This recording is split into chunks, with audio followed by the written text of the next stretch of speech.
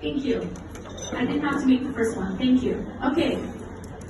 My second request is this. Alhamdulillah, this is a time where we're all enjoying ourselves, socializing, having like one of the best meals I've had anywhere in the world because I am in Dearborn, mashallah. So I know that alhamdulillah, this is like, we are surrounded with blessings. But I want to make a request just to kind of focus on what we're really doing here, okay? You guys ready for that first request? Yes. Okay. My first request is I want to ask everyone in this room to set an intention. Set an intention of why we're here. What do we hope to gain? Now maybe we came because we wanted something nice to do on Friday night. That's okay. It's all halal. Maybe you wanted to get a nice meal. That's also okay. It's all halal. But I want you to take the next few moments to silently set an intention of something you hope to benefit and something you hope to take home with you and something that you hope to benefit others with. Did everyone get to hear that? The second request I have is I want to ask everyone in this room to make a dua. I want you, between you and Allah, to actually just ask Allah to give you that thing that you came to seek and to make this time beneficial. I only have a few minutes with you. We only have a few minutes together. But to make this time beneficial for yourselves and for others and for every single person in this room, and so that we can help those people who this amazing organization are working to help.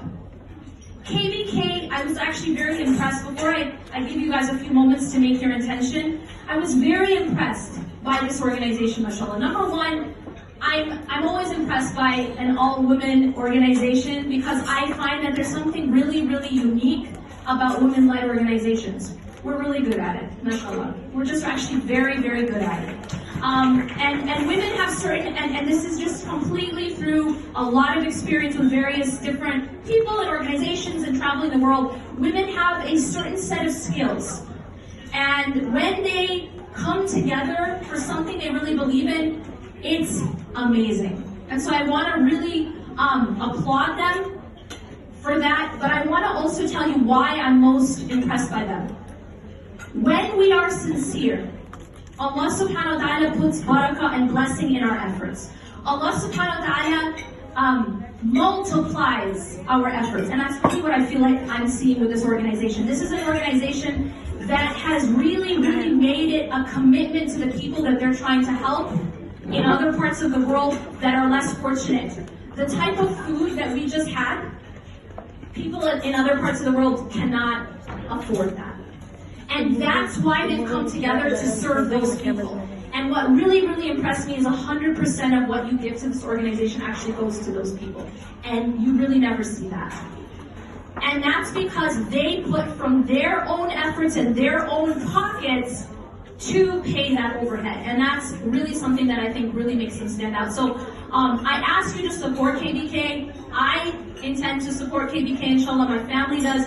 And I ask Allah subhanahu wa ta'ala to continue to bless this organization. Because so long as we are sincere, Allah puts barakah on our efforts. And Allah subhanahu wa ta'ala multiplies whatever we do. Alright, so now I'm going to pause. And I'm going to ask you to do this silently, please.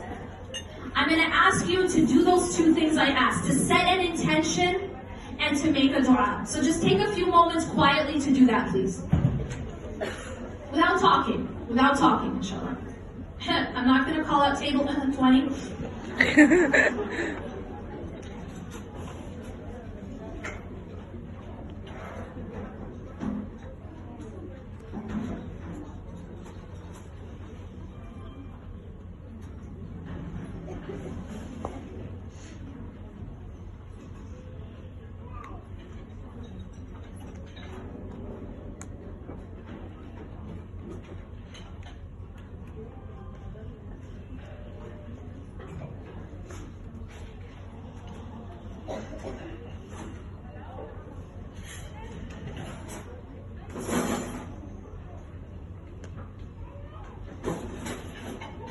Thumbs up, you guys good?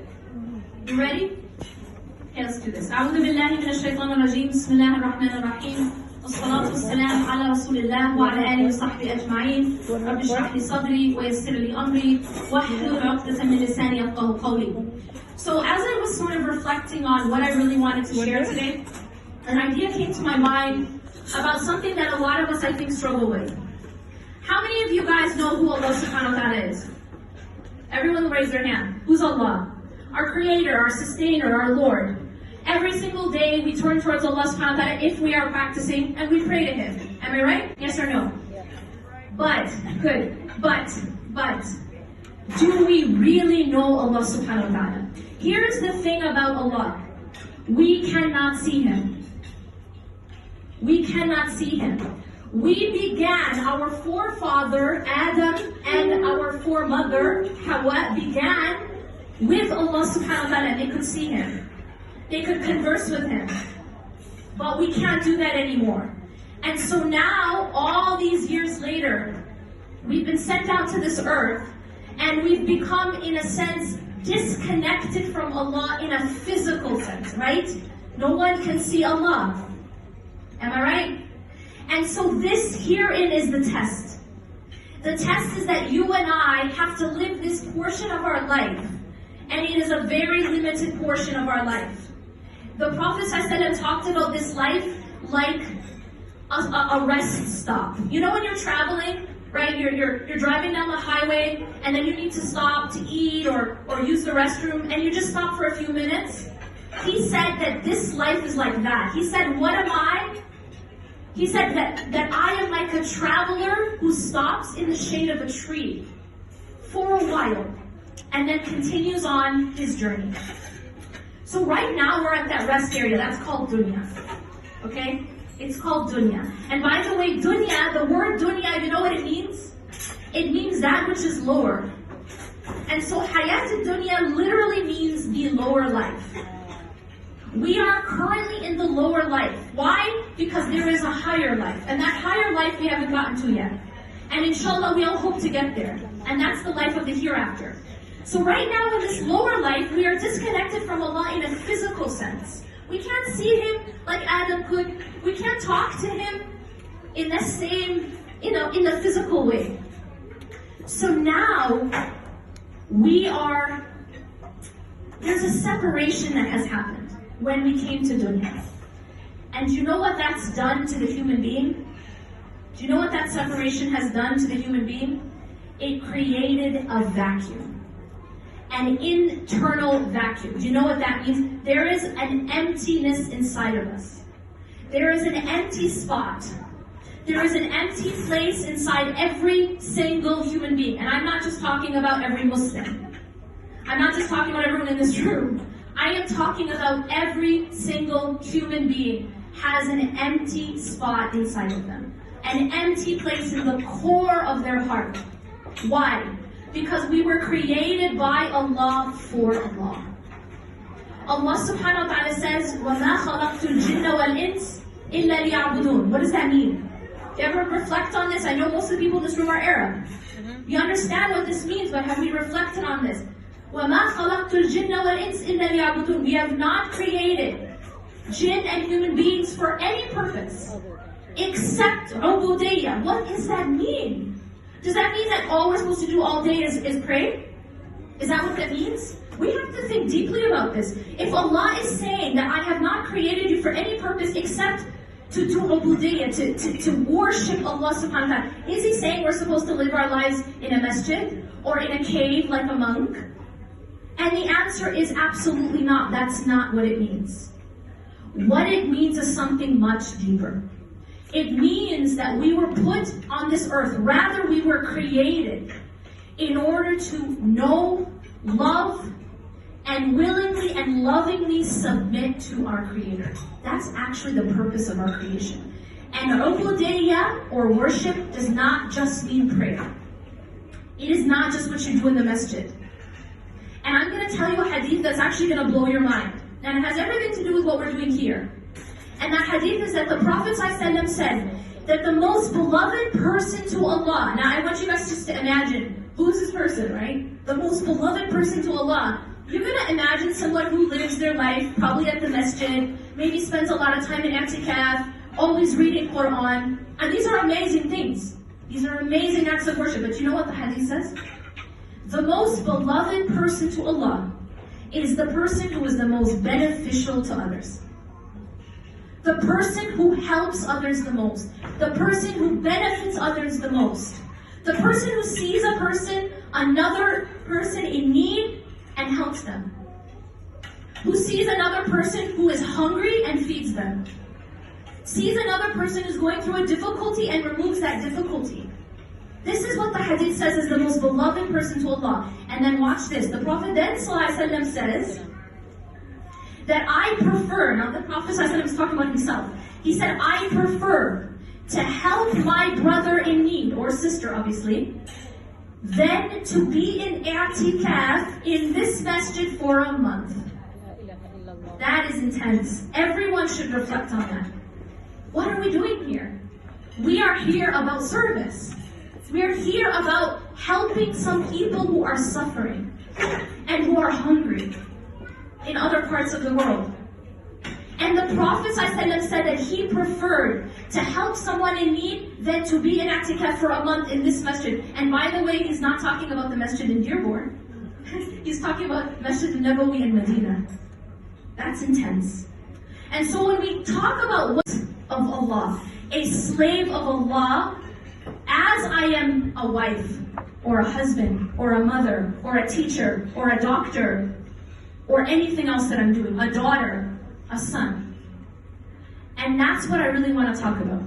How can we start to see Allah while we are in this rest stop of dunya? And so I want to just give a couple examples, and I want to begin by something that is on a lot of people's mind right now, and that's coronavirus. I want to talk about it.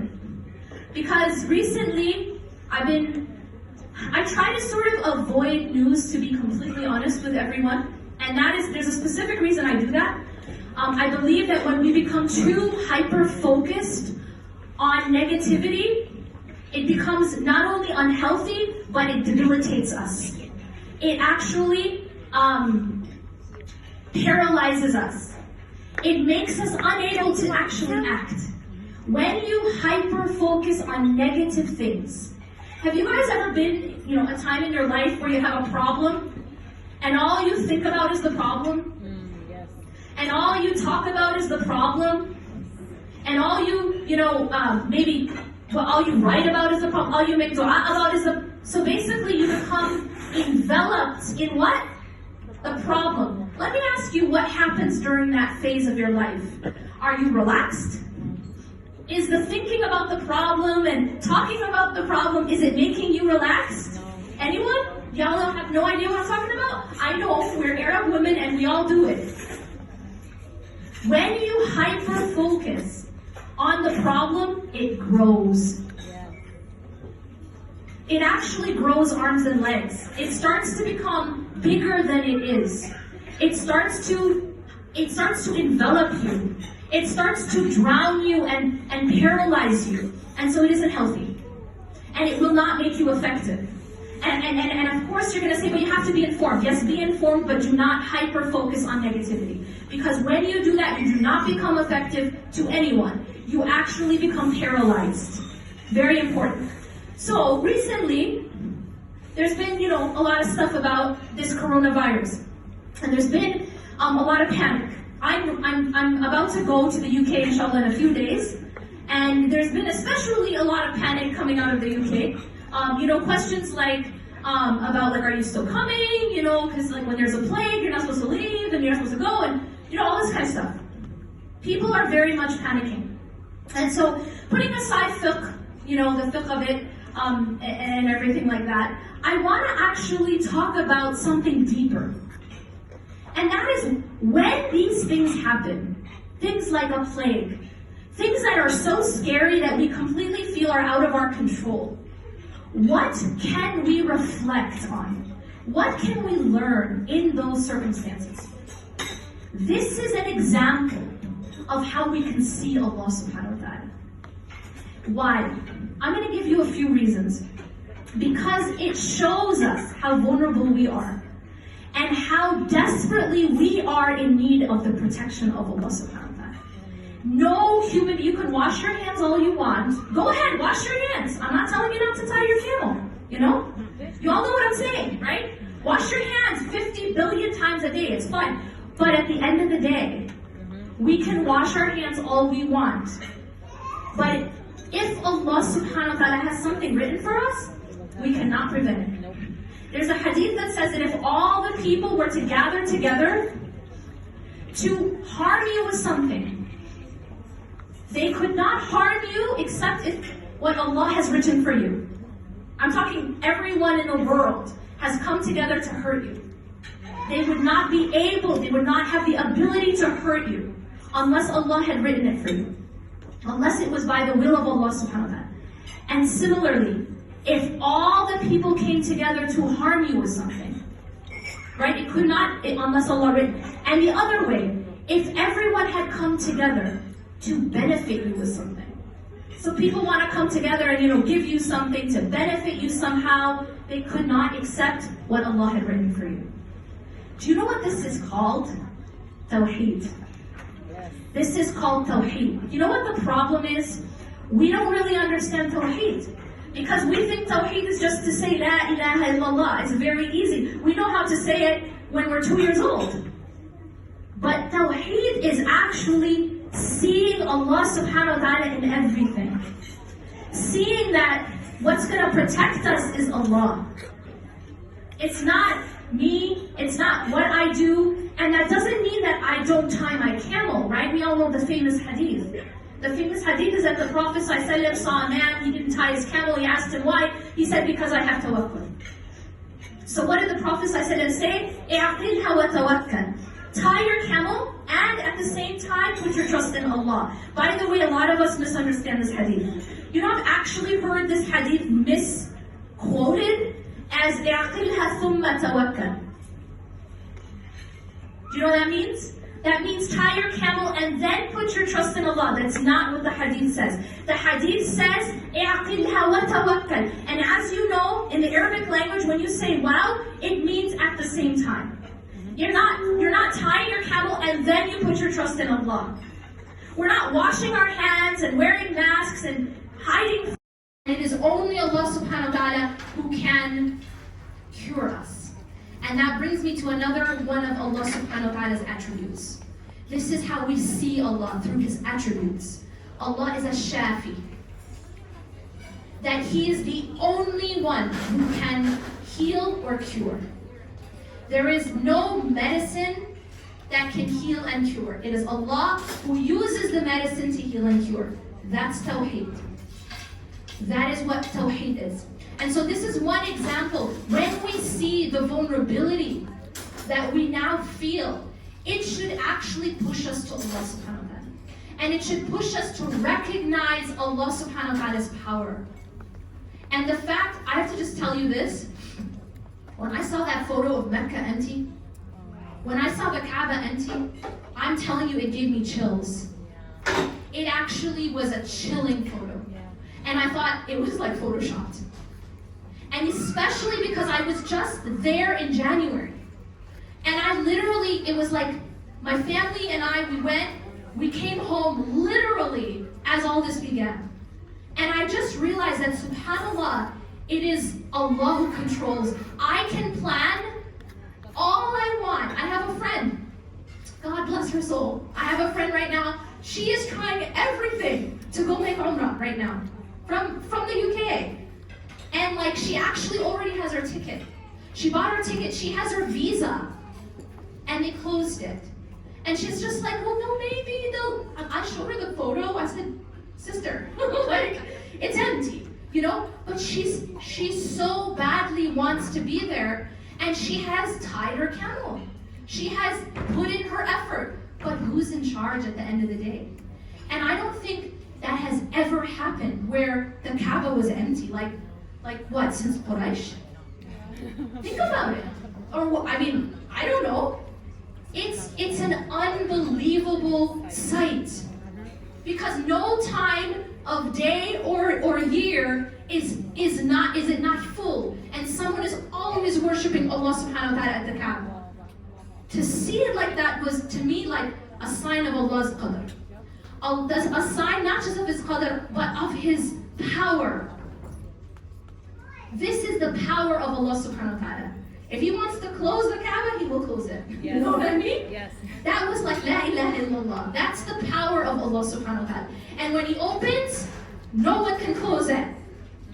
You know what I mean? Like all the nations can come together and decide they want to close the Kaaba. It ain't gonna close. Nope.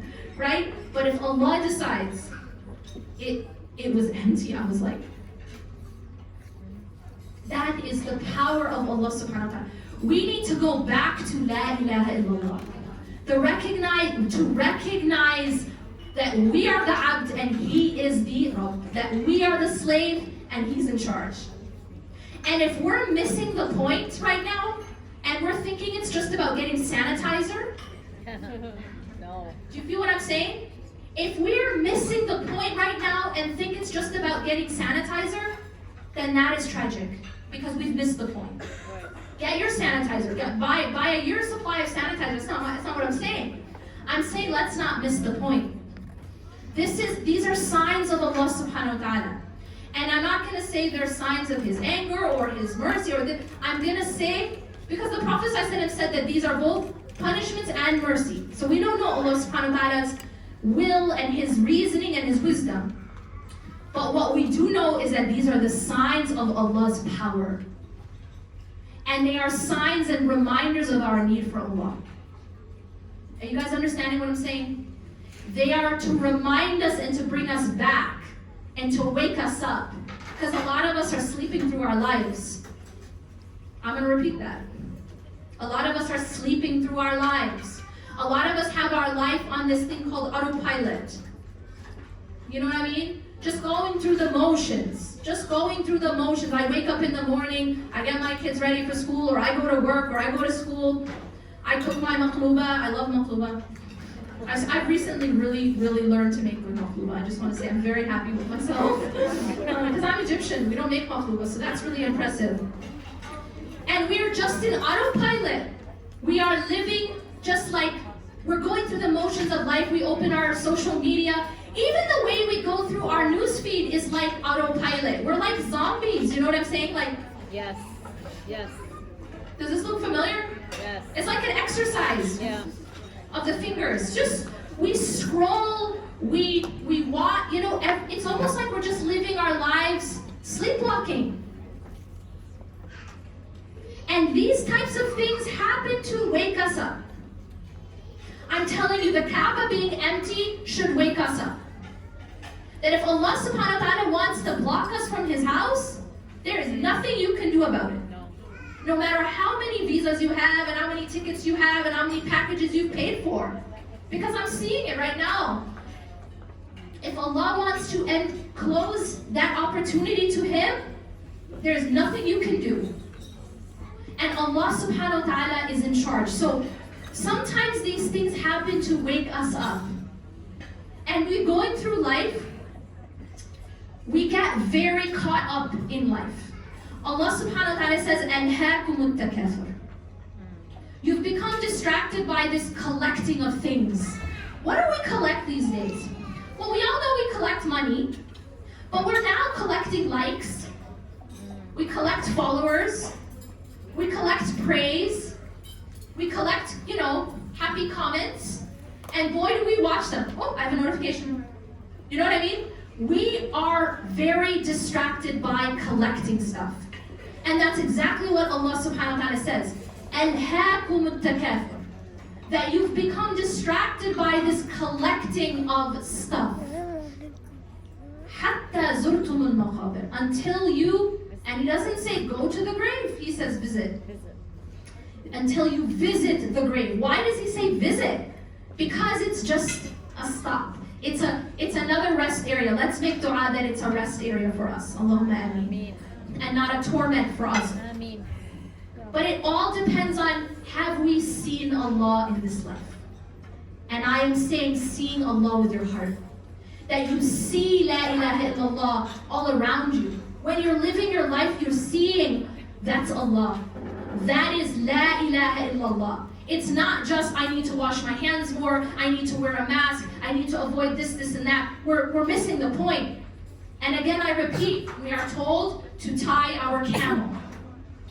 The Prophet ﷺ said, tie your camel at the same time as put tawakkul, as having tawakkul. But we are missing the point. Allah is the one who protects, and it is only Allah. And Allah is the one who cures. If God forbid we ever were to get sick from anything, who is going to cure you? Well, they don't have a cure to this virus, right? There isn't a cure, there isn't a vaccine. Who's going to cure you? Shafi. Again, Ash-Shafi. This is a sign of Allah subhanahu wa ta'ala. This is a sign of Allah subhanahu wa ta'ala. So, we have to start realizing that as Muslims, it's not just about, going through the motions, but our entire focus is on our money and our status and our parties and our fashion and what people are doing and what people are saying and what they're commenting on our social media. Think about what we're focused on in our life. Think about what you're focused on. Think about what think about it, reflect on it. And 𝐁𝐿 Allah subhanahu wa ta'ala tells us that we're distracted by this accumulation of stuff. They didn't have social media then, they didn't have likes and followers, but we got that now, right? To add it to the things that we collect. But is that it? Is that our focus? Because I promise you, every single one of us is going to return back to Allah subhanahu wa ta'ala. We can't see Him now, but there will come a time when we will stand in front of Allah subhanahu wa ta'ala. That's a fact. That's a fact. Are we prepared for that? Do we even think twice about Allah in our lives? I'm going to tell you something else very powerful. How many of you know someone who on their deathbed was unable to say La ilaha illallah? You guys know what I'm talking about? I think everyone's heard some story. What happens at your death? Do you know what happens at your death? There's a phenomenon that's very powerful that happens at death. And that is that whatever is actually inside of our hearts, whatever we fill our hearts with in this life, it comes out at death. I want you to reflect on that. This is why if a person has filled their heart with money, or filled their heart with their business, or filled their heart with rage and hatred, then these are the things that will come out at death. And those people who fill their heart with Allah, they are able to say La ilaha illallah. Because La ilaha illallah is actually a privilege. It's a privilege. Not everyone can say it. Just like in your grave, when you're asked who is your Lord, if I ask you that right now, everyone can answer, even the children. Who is your Lord? It's easy, Allah. What's your deen? It's easy, it's Islam. Tell me about the Prophet, Muhammad ﷺ. It's easy, these answers are easy, right? But why is it some people can't answer in the grave? When these exact questions are asked, I don't know, the answer is I don't know. People say I don't know. It's because they didn't live it. You know what I mean? It was autopilot. It was something we just said with our tongues. We didn't live it. It wasn't in the heart. And now that brings me back to this empty place we have inside us. I told you that our separation from Allah subhanahu wa ta'ala created a vacuum internally in every single human being. What does that mean? It means that we go through this life trying to fill that emptiness. Every human being is trying to fill that emptiness. And some people go to drugs to do it. This is the reason we have addiction. If you want to peel away all the rhetoric, this is actually the reason. It's because a person didn't know how to fill that empty place. They have an emptiness in them, and they don't know how to fill it. And they don't realize that the reason they have that emptiness is because they're no longer with Allah. وَمَا خَلَقْتُ الْجِنَّ وَالْإِنسِ إِلَّا لِيَعْبُدُونَ. What does that mean? It means that's our existence. Our existence is about being with Allah, knowing Allah. If I don't know Him, and I reject Him, then that means I'm not fulfilling the purpose of my existence. I'm going to be extremely empty. And that emptiness is actually going to drive me crazy. I've recently been reading a lot and hearing a lot about people with addictions. And this is in some way what they're saying. That they are constantly in pain. That there's an emptiness inside. And they're trying to fill it. Some people fill that emptiness with distractions, with materialism. Some people fill that emptiness with money. Or they try. They try to fill it with power. They try to fill it with people. Having a lot of distractions, a lot of people, a lot of, socializing. A lot of whatever it is to fill that emptiness. Some people try to fill it with their own children. This is also very deep.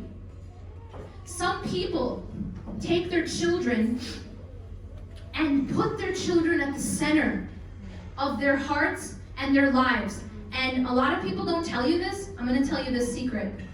That is extremely dangerous. And it will cause excruciating pain. And your children will be the cause of your greatest pain if you put them in the wrong place. Yes, ma'am.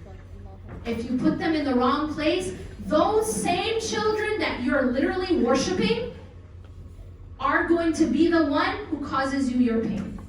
And no one has caused you pain like it before or since. And it's actually because you put them in that core, that empty spot that's supposed to be for God.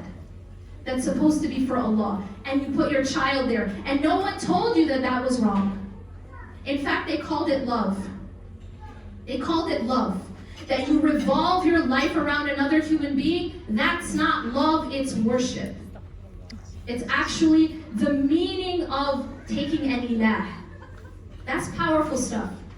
And some people take that ilah as their own child. And they start to do tawaf around them. This revolving your existence around your child. Some people do it with another person. Sometimes it's their spouse. Sometimes they take their spouse, especially when you first get married, right?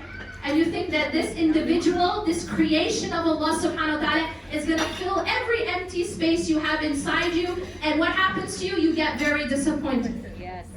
Am I right? Yes. Yes. You get very disappointed. Why? Because you're expecting the creation to be the creator. And then what happens is, you move on, you say, forget you. Now you have a child, you say, now it's going to be you. Whoa. Now it's going to be you. Right? Because you're useless now. Right. You totally couldn't fulfill me. Right. Well, because you're expecting something that isn't correct. And so you put that aside, you say, forget you. Now, I'm going to do it with my child. My child is going to fill that emptiness inside. My child is going to do it, and it's usually my son. Yes. Let's all be honest here. Yes. Yeah, my son, right? It's the same thing with all cultures. I know in Arab culture, Desi culture, it's all the same. It's all the same. My son is going to fill this emptiness. But here's what no one is telling us. Only Allah can fill that emptiness. Only Allah can fill that empty hole. It's not going to be your career. There's people who worship their careers. There are people who worship their business, worship their career, worship their money. Meaning, if they lose their money, they have no more reason to exist. Some people will commit suicide. Some people will commit suicide if someone breaks up with them. What is that? What is that actually? What's happening there? What's happening is that you took an object of worship other than Allah. You took a person, you took your career, you took your job, you took your money, you took your own child. And that person or that career ends up stabbing you. Not to be mean, not to hurt you. The way I explain it, it's like putting orange juice in the gas tank. If you have a car and you go to the gas tank and you're like, okay, gas is expensive today, orange juice is on sale, I'm gonna be really clever, and you fill your car with orange juice? Who broke the car? Whose fault is it? Yours. Anyone? It's your fault. Why? Because the gas tank is not made to hold orange juice. It's made to hold only one thing, yeah? We have a gas tank inside. That's the core of our hearts. And if you put orange juice in there, if you put your child in there, you put your son in there, you put your husband in there, your wife, your business, your job, your career, your ego, your image, your power, I'll give you another one. What other people think, that's a big one that we worship. We live our lives. What are people gonna say? But what are people gonna say? What are people gonna do? We live our lives worshiping other people's opinions. That's a worship. We have to understand what La ilaha illallah really means. It means that only Allah fills that emptiness. Only Allah is at the core. Not my business, my money, my child, my spouse, my fiance, what other people think, social media, power, ego, image, whatever it is that we worship. Fashion, I mean, dude, some of us worship fashion. Fashion says, سَمِعْنَا وَأَطَعْنَا. You know what I'm saying? You guys understand what I'm saying? Fashion commands, we hear and we obey. I'm seeing a lot of that, especially with men's fashion, let's be honest. They're wearing tights now. Yes. Yeah, they're wearing tights. Yes. And you know what? They're not Peter Pan, and they're not, Robin Hood, but they're wearing tights. And somehow it's okay because fashion said so. No one else seems to have a problem with this anymore. No. I still have a problem with it because I remember the days Yes. when men wore pants. Yes. Yeah. She's right, yep. I remember. I still remember. Some of you are too young to remember, but I'm not. I'm actually old enough to remember when pants were pants. They aren't anymore. They aren't anymore. And at that time, 10 years ago, if you told a guy to put on tights, if you told a guy to put on what he now puts on, he'd be like, are you crazy? Right. What do you think I am exactly? Yes. Those are tights. Ain't it the truth? Yes. Okay, I'm gonna leave that there. But the point is, we worship fashion. Sami'na wa ata'na, we hear and we obey. We do whatever fashion tells us to do. Here is my point. We have an emptiness inside, and it can only be filled with one thing. It's there because we were separated from Allah subhanahu wa ta'ala. We began in Jannah and we're hoping to go back there. That's our home. It's not here. This is a rest area. Dearborn is a rest area. Dunya is a rest area. We are going back to Allah subhanahu wa ta'ala. And so internally, we feel that separation. And so we need to fill it with Allah subhanahu wa ta'ala. And if we try to find it in anything else, we will fail. And we will suffer. Yes, we will. أقول قولي هذا واستغفر الله لي ولكم إنه غفور رحيم سبحانك اللهم وبحمدك أشهد أن لا إله إلا أنت أستغفرك وأتوب إليك. 4 questions. Okay, جزاكم الله خيرا.